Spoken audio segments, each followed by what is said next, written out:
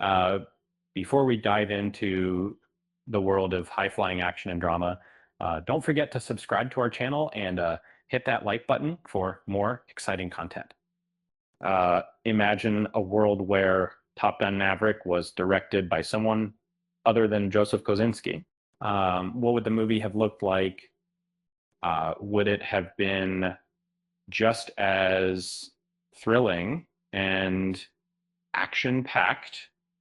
The answer lies in the fact that Ridley Scott, the renowned director of films like Alien and Blade Runner, was initially approached to direct the sequel.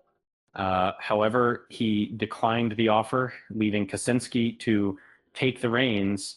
The sequel to Top Gun had been in development since 2010, and by 2017, Kosinski was chosen to direct it. But before he came on board, the film was offered to producer Jerry Bruckheimer and director Tony Scott, who were behind the iconic original Top Gun. Sadly, Tony Scott passed away in 2012, causing Bruckheimer and the team to consider a different direction for the sequel.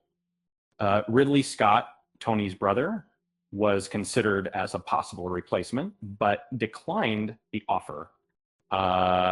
It's hard to imagine Ridley Scott making the same Top Gun Maverick as Joseph Kosinski.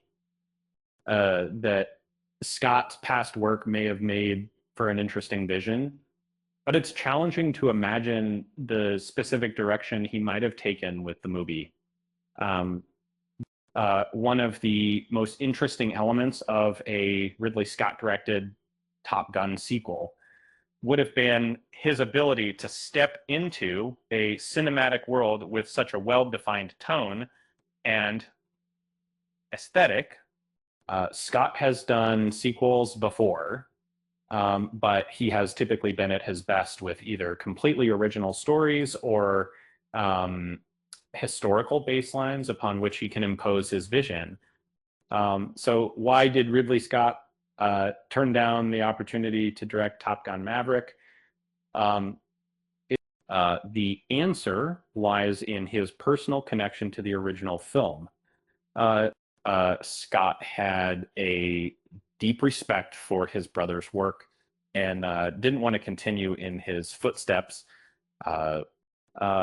In an interview, Ridley Scott explained that while his areas of expertise lie in history and science fiction, his brother had a preference for modern-day stories and realism.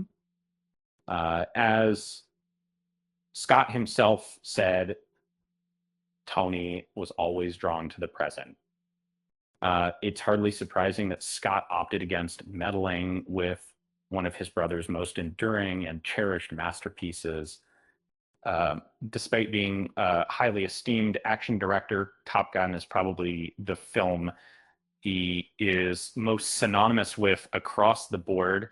In the end, Joseph Kosinski brought his unique vision to the film, and the result was a thrilling and action-packed sequel that lived up to the original. And who knows, maybe Ridley Scott's decision to pass on the project was a blessing in disguise. On a lighter note, it's interesting to think about what the movie would have been like if Ridley Scott had directed it. Maybe it would have been a historical drama about the early days of the Top Gun program, or a sci-fi epic about fighter jets in space. The possibilities are endless. With that said, thanks for watching, and until next turn,